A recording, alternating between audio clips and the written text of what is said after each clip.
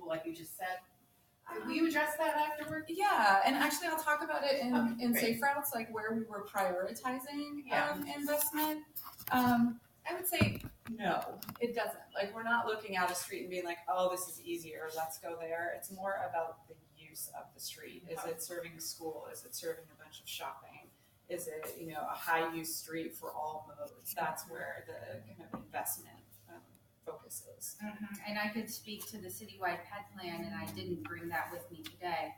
But our investment decisions are really about where do we have the most safety need, the most equity concerns, and the most number of people walking, the most demand for walking. And will you break out the whole equity consideration thing later on for us? We can talk later. Yeah, for sure. Some of the slides that I have around. I don't want to derail you. I just want to make sure the questions get answered. Yeah, of course. I'll let Dana talk a little bit more about safe routes. So I just wanted to talk a little bit about safe routes because that's part of what instigated the conversation with the neighborhood about projects here. You'll remember a couple of years ago, fixing our streets, the $10. That'd be amazing if it was a $10. The 10-cent gas tax. In that funding, there was $8 million that was set aside for safe routes to school. It was the only bucket of funding that didn't have specific projects identified. And that was really exciting for folks that were really interested in supporting kids walking to school because there had never been this kind of funding specifically to help with that. As part of that, there was separation by high school cluster. And so there were funds kind of articulated for each high school cluster based on student volume with a little bit of extra for equity. So really the east side got a little bit of a bump and additional funding to address some of the disparities in the infrastructure. So Brentwood-Darlington is primarily in with the Cleveland cluster.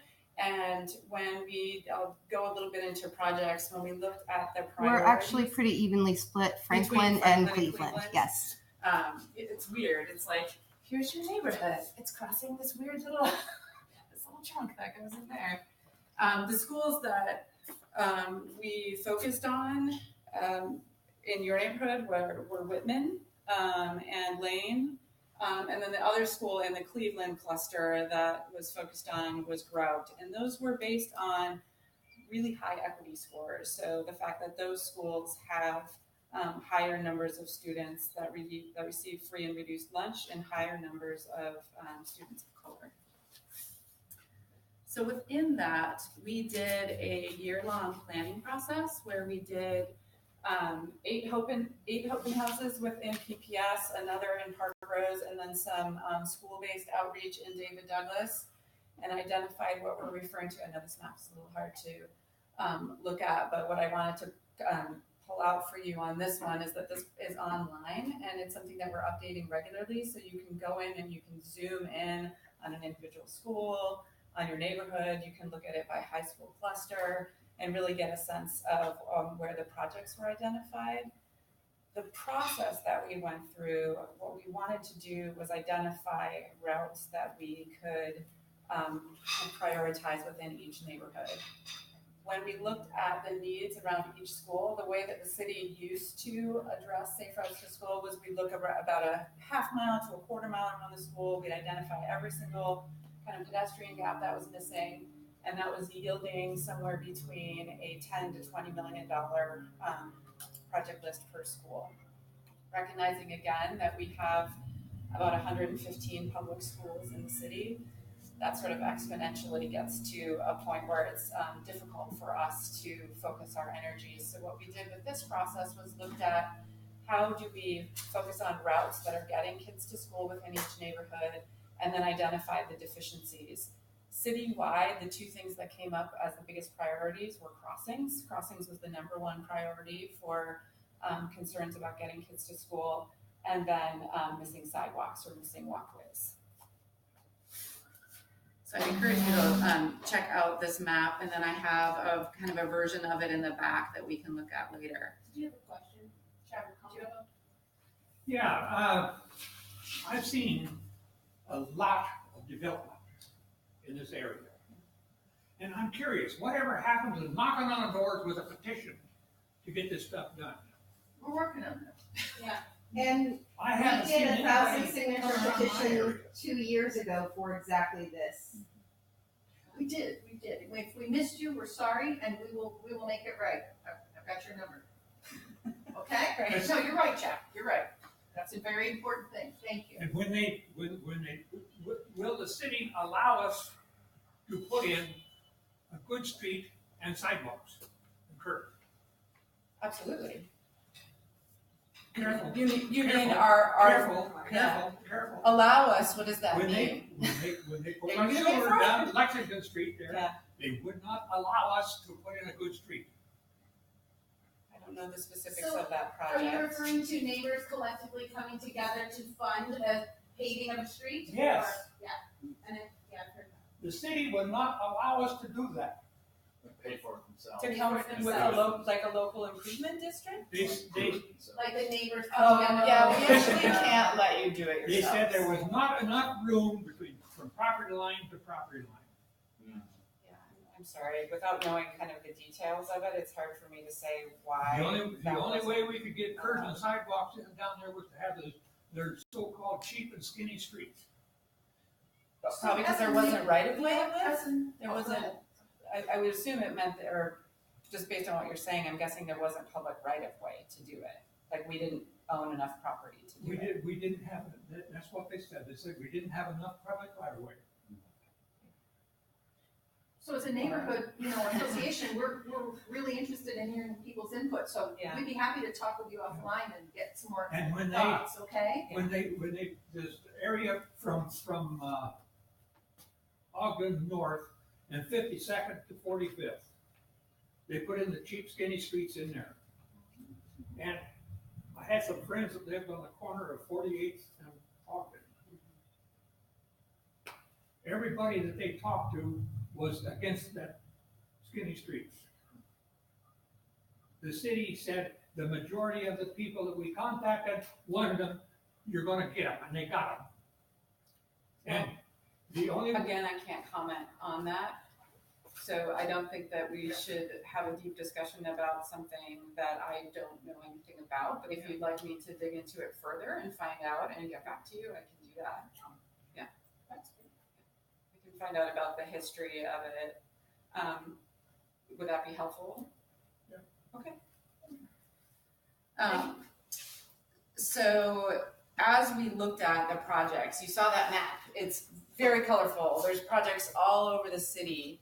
There's over 1,200 projects. But when you're looking at this map, what you're seeing is the circles represent a specific project, and as they get larger, it represents the cost associated with the project. The orange that you're seeing, where you can see that it doesn't really look orange here, but it is orange. The 10 is what you're referring to, or the circles? The color is where the darker the color, the more low income and communities of color there are. The circles, the larger the circle, the more expensive the project is. So you start to see there's projects all over the city that were identified as deficiencies, but when you're looking in inner Portland, there's smaller projects. It's things like simple marked crossings, maybe a little section of sidewalk infill. And then when you're looking at kind of your neighborhood and out in East Portland, the costs associated with developing the projects go up significantly. We're looking at a lot of need on the whole east side of the city. Could you maybe describe for folks in the neighborhood who are less familiar with it, the double equity prioritization that was chosen in the Safe Routes to School process? Because I think that's helpful, we face a higher funding shortfall, but we also have a set of criteria that drive, more investment in neighborhoods that need it the most. Yeah, thank you for bringing that up. When we were deciding how to spend that $8 million, knowing that it wasn't going to be enough to cover everything we wanted to do, we had a community-based task force that helped us decide, by what criteria should we be looking at investing that money. And through a number of conversations, of course, safety was a priority. We're talking about kids getting to school. The ability of there to be kids that were actually within walking distance was another one, but the biggest priority was equity and serving neighborhoods where there were the highest need communities and places that had really limited infrastructure. So we ended up actually double weighting equity, communities of color and low income communities, in the scoring to prioritize the projects. So what that meant is in the Cleveland cluster, that $700,000, Whitman and Grep became the schools that were focused on. And because Whitman had, streets that didn't have much, didn't have sidewalks, because there's a lot of kids of color, because there's a lot of low-income kids, that's where we focused the limited funds for the high school cluster. And if it's okay, while this map's still up, I took a look earlier today, and I think folks can probably tell, but we're a score of 10 on the equity scale from 72nd to Woodstock to 82nd here. So this portion of our Brentwood-Darlington neighborhood is a 10 on the scale, and then I believe in here it was more of a 6 and then 8. I can't quite tell the shading, but so the neighborhood's kind of split in terms of the equity prioritization.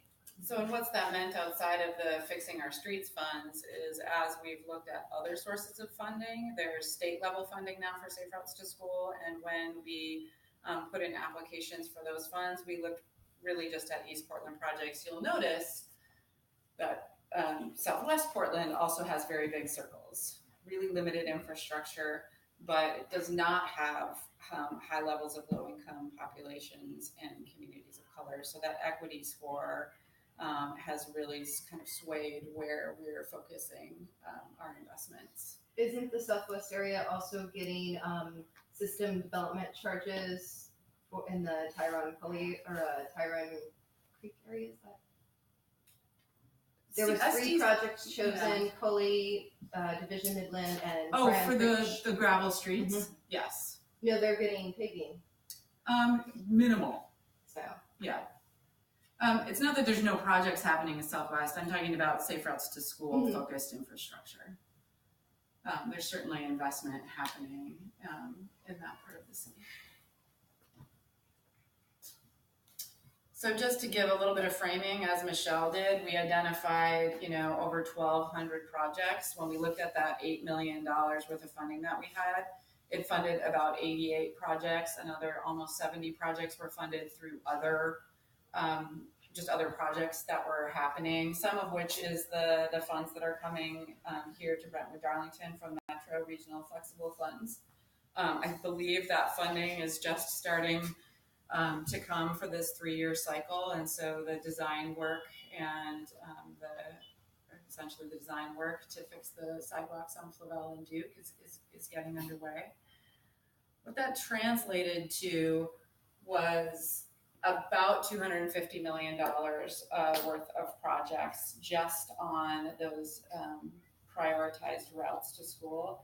Now that we've been digging into the details, particularly of the sidewalks, this number is probably more like around 400 million. And again, this is just on kind of 4 routes to each individual school. And that's in part because of this issue around sidewalk. When we looked at, for example, the David Douglas School District, which is about 14 schools total, 14 school campuses, there was about $50 million of sidewalk infill needed alone just for that district. Sorry, and I just want to clarify sort of how all of a sudden this could have cost so much more money, because we're not talking about the materials themselves costing more money, correct? We're talking partially that, but I mean, it's contractors can put in bids and it's higher now because if there's more, the economy's booming. Is that correct? And interestingly, the fact that we have more money in the state transportation bill means that contractors are really busy, which means that bids actually come in a little bit higher. So it's, yeah. And that combined with a booming kind of private construction situation too. And some of it is when we're doing just high level planning estimates, we're looking at, we think it's about $1.5 million, per mile of sidewalk. And then when you start to get into the details of like, a lot of these are actually curbless streets. A curbless street is closer to $4 million per mile right now. So if we have to do infill on a curb street, like you're just looking at essentially a different project. And so now that we've been able to dig a little bit deeper on the details of them, You should have known that though. I mean, what was that? You should have known that already. I mean, Yeah, you can look at the streets. when you're doing, a planning project at the scale of citywide and you're dealing with over 1,200 projects, you do a high level cost estimate and then you refine as you detail in. 1,200 projects in 8 months is a lot to go and look at every single street. So now, as we're digging into the projects, we're understanding, and honestly, to be frank, it doesn't matter if it's 250 or if it's 350. That's still more than we have. I guess I feel a little icky about it as somebody coming from an equity standpoint is that we're not, like, these funds that are so important to us as a neighborhood and that people in this neighborhood worked really hard for, and that you guys worked hard for. It's not that we're gonna get more for those, it just means we're padding the pockets of somebody. And if we would have had the opportunity to do this 20 years ago, we wouldn't be paying these prices. So there is an equity aspect to this that's making me feel like I'm mad for all of us that money's just gonna go to this private contract. Do you get what I'm saying? And I don't know how that's addressed in the fact that we have dealt with equity issues for a long time. I mean, I'll just chime in to say some things that maybe folks from the city can't, and that's on the advocacy front. I mean, what we have is, if you could go back to that slide, that'd be great. I think we have some opportunities as neighborhood folks to really, do a couple things to expand the amount of funding available for our sidewalk infrastructure, whether it's alternative walkways, which we're here to talk about now, or sidewalks that we want to have long term. I think we can push the city during its own budget process to say we want to see the Fixing Our Streets gas tax increase renewed during the 2020 ballot. When we have an opportunity to see that come back, we'll have more revenue available if we're pushing the city to make it happen. We have the same opportunity during the capital improvement program budget setting season within the city to talk to city commissioners and push them to, fund priority sidewalk projects in our neighborhood. And then we have an opportunity to kind of partner with the city and help them ask for more money from places like Metro Regional Government as they consider a potentially massive transportation bond measure in the neighborhood of up to $20 billion for the entire region. We can partner with PBOT and make a strong case with the neighborhood support for investing in our neighborhood, and do the same thing when they go to apply to the state for funding for these safe routes to school projects and others. We can add our voice of support, pushing with our legislators, as Stephanie has done so ably, so recently with our local legislator, Representative Power. We can do that kind of thing again to kind of help, get the city more funding for this. So we have lots of opportunities to attack that bigger number, even though it's big and scary, it's hard to get there. And then I know that's not why we're here, but we want to, at least have that on the table and be doing. And I think really talk about the need for basic pedestrian infrastructure. I mean, I think when we're even talking about, really talk about the need for basic pedestrian infrastructure. I think when we're talking about big funding packages, sometimes that discussion around basic pedestrian infrastructure doesn't rise to the top as the thing that everybody's talking about or that everybody needs. I mean, working on safe routes to school and on the pedestrian plan, this is what we're looking at every single day, but that is not true citywide. So as you're talking about like elevating that conversation, it's elevating it citywide and really bringing up, and we are, but we also need community to say, yes, this actually is what we want to prioritize. Do you want to go into the? Yeah, so I want to show you guys some examples from the ideas that are in the packet that I passed out.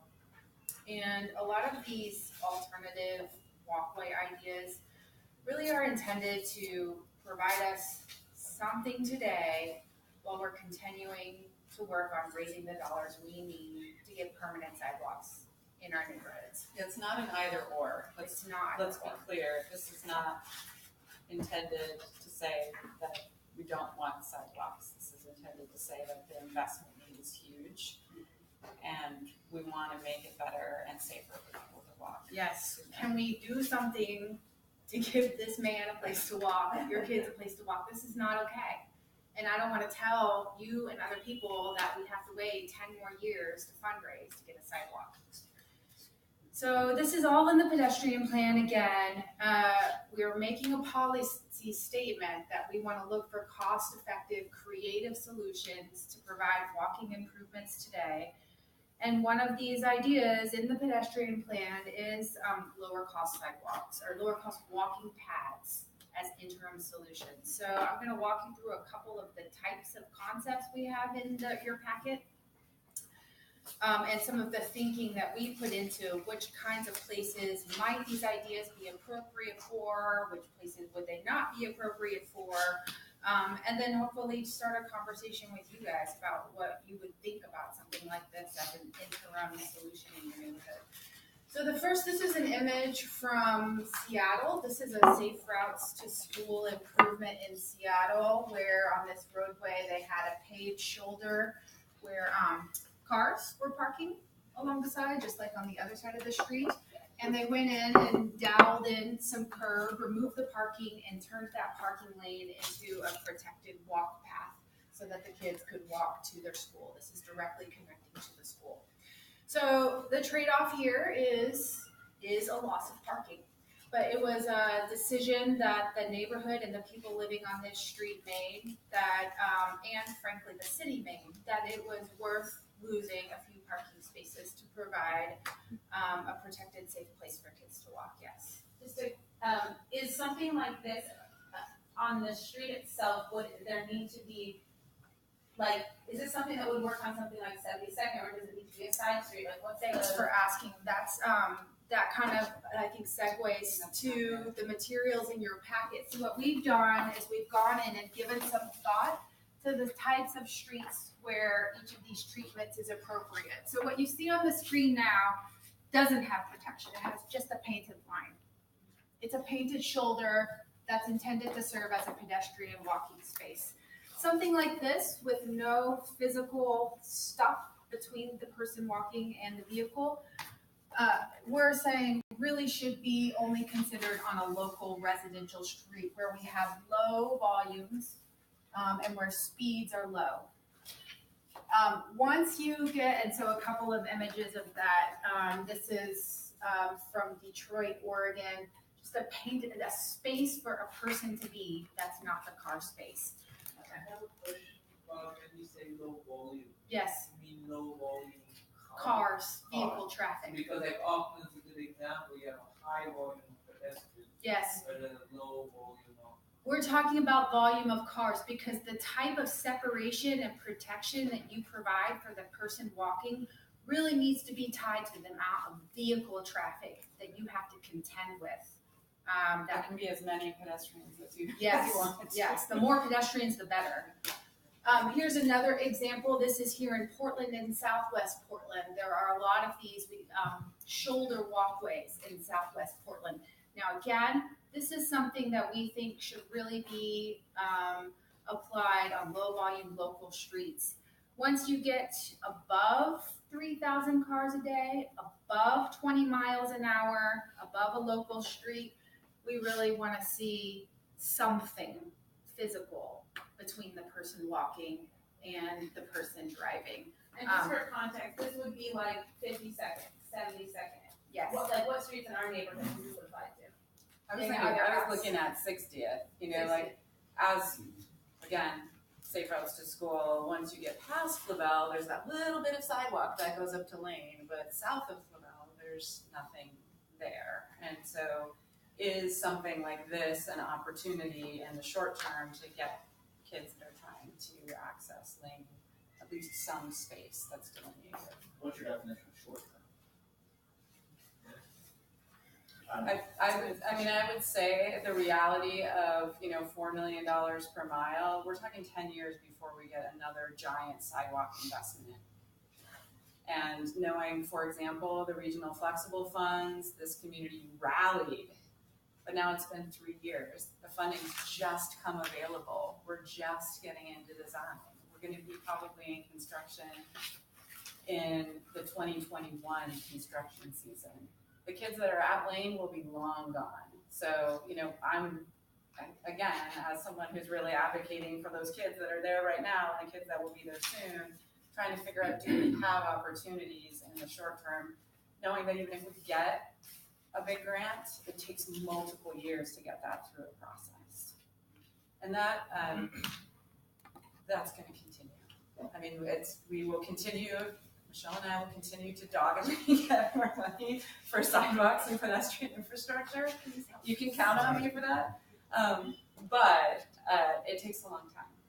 And I want to see the kids that are there now get some improvements. Are they going after enough money to do the job? I mean, what is enough money? Like, you're looking at $1 billion. If they do, it'll be a first. I mean, I would say, you know, as much as like when I said, like, please do advocate to your neighbors and folks around sidewalk, because we have a lot of folks that are saying, you need to fix all the potholes in the streets. We don't want to see those sidewalks. And so there is a limited amount of funds, and we need to talk about like where the priorities are, and recognize that there are multiple priorities. And so elevating the need for pedestrian infrastructure is important. One more question. So the question one asked is what kind, or your question is where do you think, like, or have you decided already where you want to put something and you don't know? No, so through the Safe Routes to School project, we identified routes that would serve the schools. Because we only have a small pot of funding, we know that that little pot of funding isn't going to go very far. It's really just going to serve one segment of roadway. So what we wanted to do with you all is start to talk about which routes of those safe routes also serve neighborhood needs. Where would you want to prioritize? And honestly, like, are you even interested in exploring this? Are you interested in seeing this in your neighborhood? This is something that, like, we're asking, are you interested? Because we haven't done this before. Again, like, we're looking at those huge numbers after these planning processes and thinking, okay, what are we gonna do as we build this out for 20 years? What are we gonna do in the interim so that we have pedestrian support? It might not be everything we want, but we don't wanna wait 20 years. This isn't the same topic, but I'll say I've only heard positive feedback from the gravel street service that happened so recently, where, you know, streets with huge potholes, basically lakes were almost not navigable, are now like level and flat and usable, and people really like it. And I would just chime in and say, yeah, I would love to be a pilot neighborhood for alternative walkways and to be able to provide some of this feedback. Couple things. One, I have heard a few people say that they're already back the models, but at the side. On the gravel But streets. on another thing, so I just want to clarify that the Safe Routes to School funding that we have is still there. There's It's RFFA, yes, okay. that's And like then- complete, and yes, So then. and that's I wanna $5 million. clarify that Lavelle and Duke will have sidewalks. Yes, Okay, thank you. yes, it's a completely separate pot of funding. It's coming, we're working on the governmental agreements right now, it's going into design. I even asked the project manager today, I was like, so is it enough money to do everything that we said? Yeah. Like, tell me. He said yes. Okay. I was sure. You said Flavel and Duke will have sidewalks. Yes, How much of Flavel, how much of Duke? 52nd to Yes. 82nd. yeah, it's basically this project.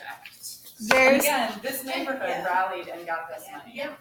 And then and I'm sure that the people that do transportation in our neighborhoods know this, but, and then what about the funding for Ogden, that greenway, that could be something totally different No. as well? That is also in the See? the RFF, Okay, the Regional Flexible Funds money. everything, is part of everything that in the map is process. funded. Yes. Okay.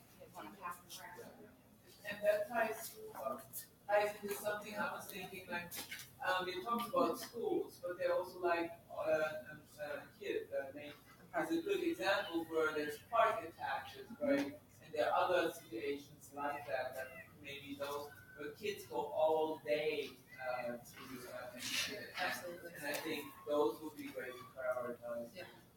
So like you're saying 60th. And this one as well, 62nd, yeah. I would also add to that 78th, that is a street frequented by students walking to Woodmere. And I think all of these are identified as routes. Like, so basically the Safe Routes process really focused on working directly with school communities. I think at least a few of you were at some of our Safe Routes open houses. And so the routes that are shown are really focused on going to the school campuses, but a lot of the school campuses also serve parks and are also kind of community centers in their own way. Every school campus in our neighborhood is either on park property or adjacent to park property. Parks. So I'll wrap up and just show you a couple of more images of these, and then I think maybe we'll sit around and map. So as we mentioned, protected walkways on higher volume streets. This is also an image from Seattle where they've provided curb protection with a curb, and then painted the walkway to provide some more visual distinction to people parking and driving. Wait, so there's already a sidewalk there? That's asphalt. Oh, I see, it's Yes, asphalt. they moved the parking away from the curb. I believe here they took out a lane of traffic, moved the parking over and put in the sidewalk. It's all restriping. How's compliance been in Seattle with that? Pretty good with the curb there. If there's not a curb, people park on it. Sure. Yeah. Can I ask how wide that street is? I don't know off the top of my head. It's now a 2-lane, 1x1, 2-lane street. Because many of our streets are already pretty narrow.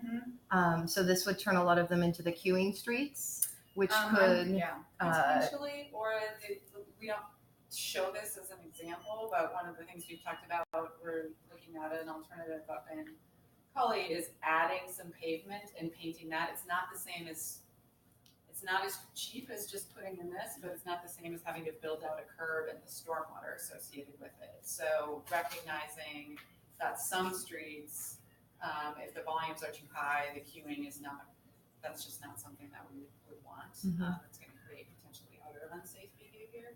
So it may be adding a little bit of asphalt and then doubling in the curb. Or if there's no tolerance for narrowing the space where people drive, it may be a situation where we're removing parking on one side and repositioning that piece of the road. Okay. What about one-way roads? Something we could also look at.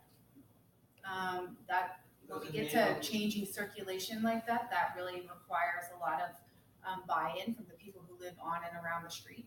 But I think that's absolutely on the table to discuss. Before you move on too far, I just Sure. have a question.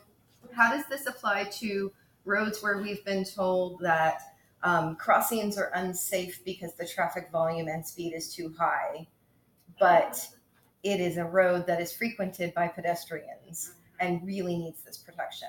Are we going to get pushback from that? No, and that's exactly why we clarified in the PED plan that once we get higher volumes and speeds, we have to have some sort of barrier between the walkway and the travel way. Excellent, because Flavel Drive would be a really good Can I clarify candidate. what you mean? Was it? Flavel Drive with goes past Hazeltine Park and is kind of a little shortcut. Was the pushback that we wouldn't just mark a crosswalk? Yeah, Yeah. that we couldn't have any marked crosswalks because the speeds were too high and it would give a false sense of security. But also there was no plans to put in any traffic calming, so people are going upwards of 40 miles an hour easily through that, right past the park that Parks just invested a ton in a sustainable nature patch there, and we can't actually get to it safely. I mean, that's So complicated. I think this would be great for that road. So that's why I'm asking about pushback, because we say, hey, we want these pedestrian improvements, and we're told, no, traffic's too fast. And then we call it super safe, and they still don't do anything about it, which is even more upsetting. A couple of us have started working with Kelly Brooks at the City of Milwaukee because the street is posted at a higher speed right up until it hits the city limits in Portland. And so Mayor Gamba and Kelly Brooks have been interested in finding a way, but it's such a long process, as you know, to get the street speed designated at a lower level. Portland has some unique tools when it comes to that. So, but anyways, definitely really aggressive. part of the challenge on that particular stretch is that people are used to a higher posted speed when they come out of Milwaukee. So Right. it makes it tough. Well, I will show you kind of the last idea we have, which would be coupled with traffic calming. And this is what we've been calling a pedestrian shared street.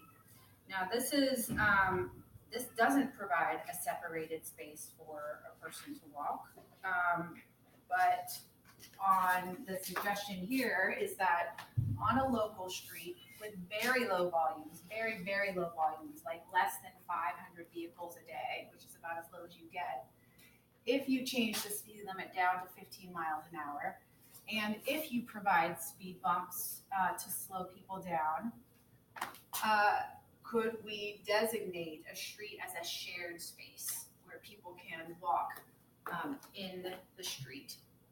An example of something like that in Seattle, no sidewalks, but they have this traffic calming here and here to slow people down, to provide a safer place for people to walk. And these really would be like a queuing street example, very narrow, very slow, lots of speed bumps. I And believe again, they're doing similar items in Arrow Heights with the lid project there because of some of the narrow streets. yes, correct. Some of the neighbors are extremely unhappy about that, but Yeah, this one is a little bit more controversial than the other two. This is how a lot of us are using our streets now, Yes. with the radical difference that one of the things happens in a lower income neighborhood is that some vehicles that you just need to live don't always work.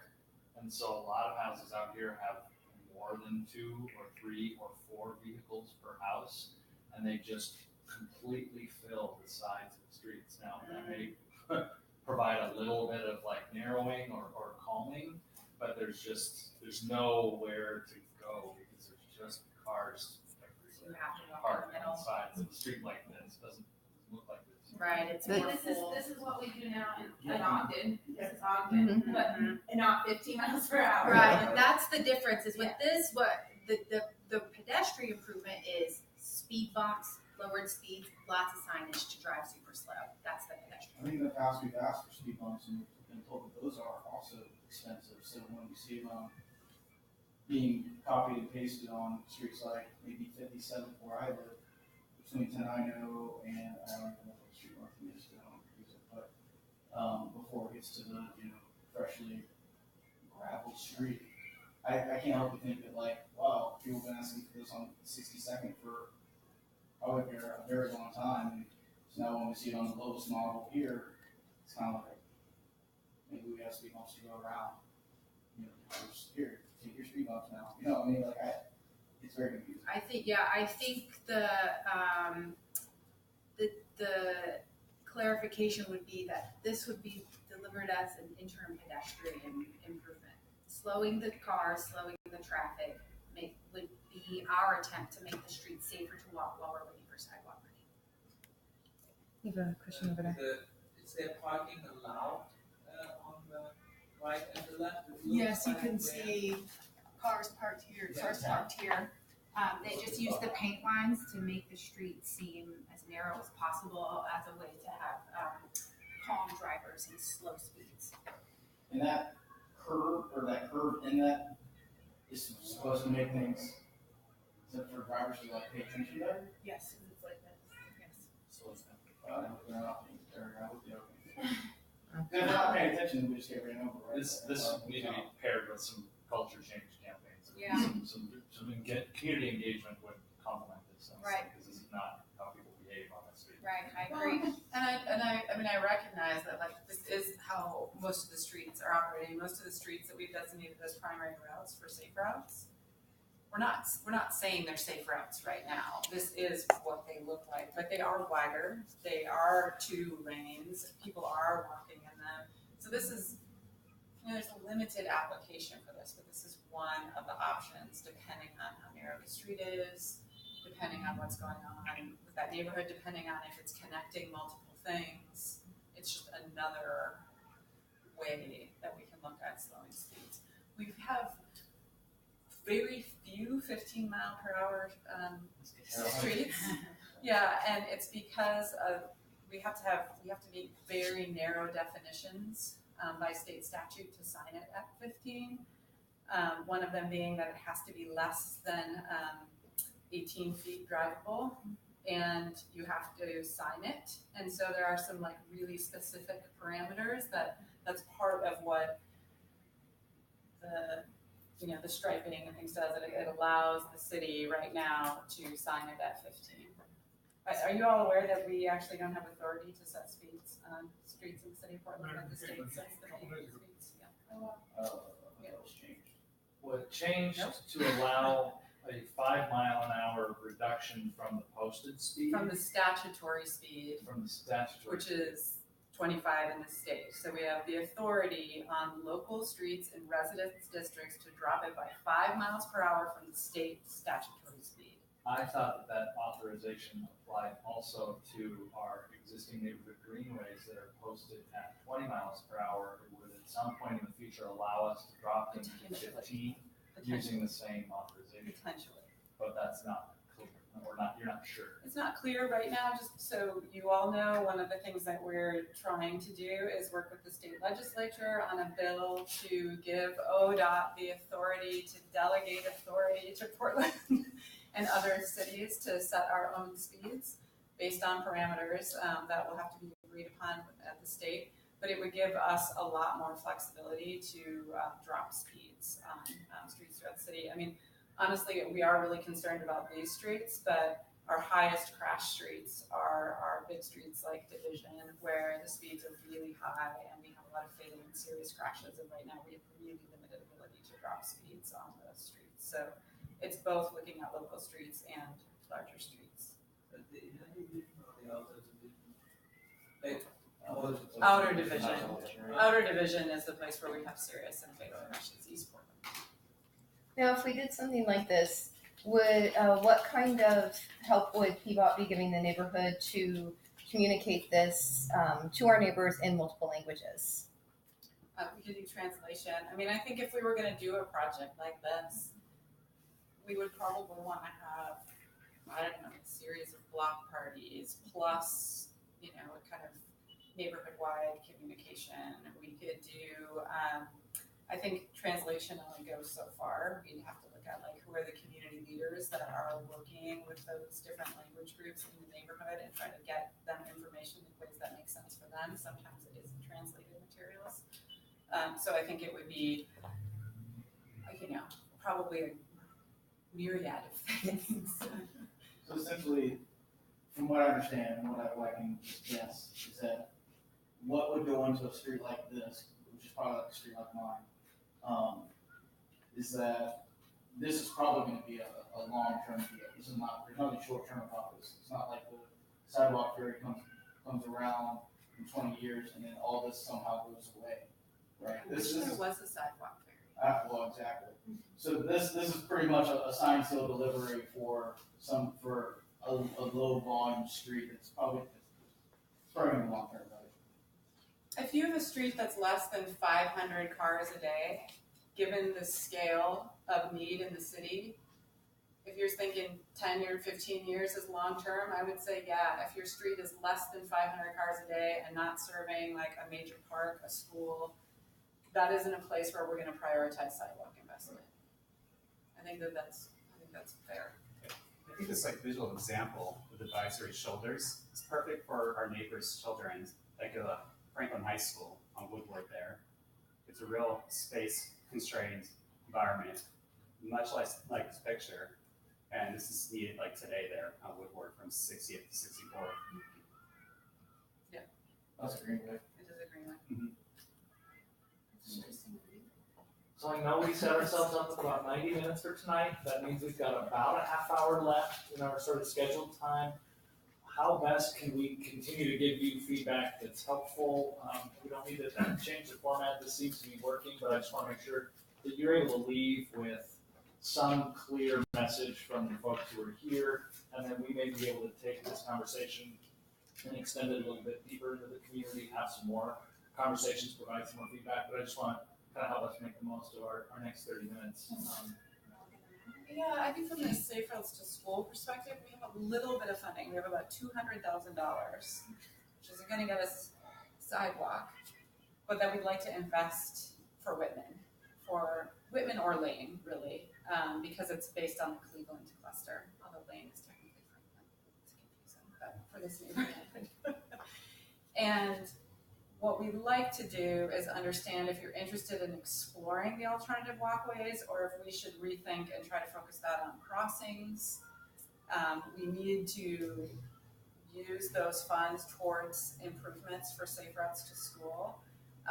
Even if we use those towards crossings, that doesn't mean that we wouldn't want to continue the alternative walkways conversation, but we're like I said, we're not saying it's either or. So we want to provide this as an opportunity to have a discussion and see if you want to continue to look at where this might be a good option. We have a map back here that shows where the prioritized routes are to school.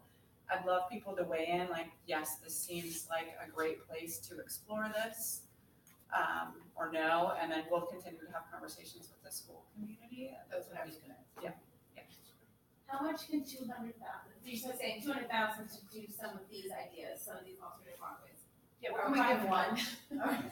Yeah, Yeah. probably talking one. One what? One alternative walkway. So, For yes. how far?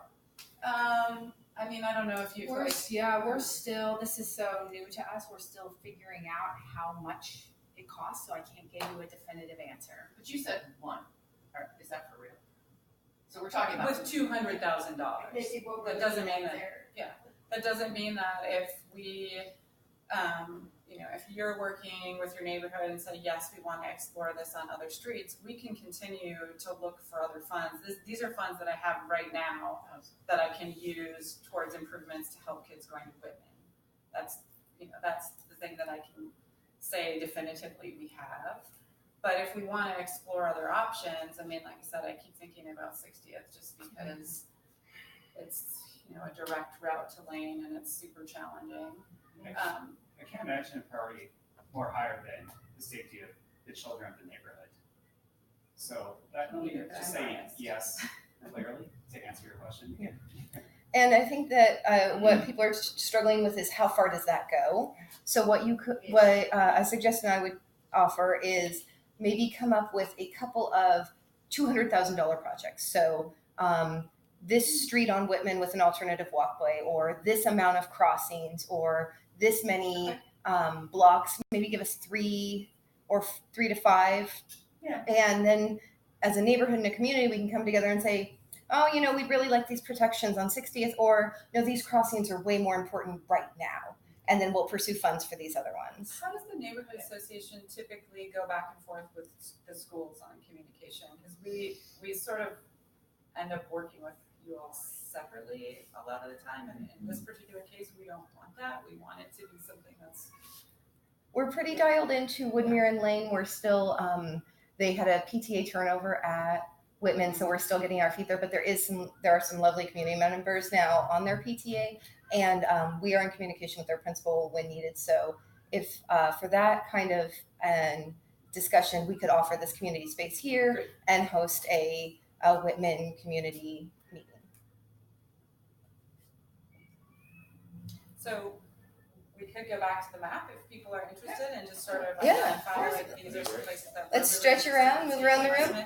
And then we can follow up looking like, okay, this is what we think the project would be appropriate for this street. Sounds great. And remember, there's refreshments over here, restrooms down the hallway. Thank you for live streaming this.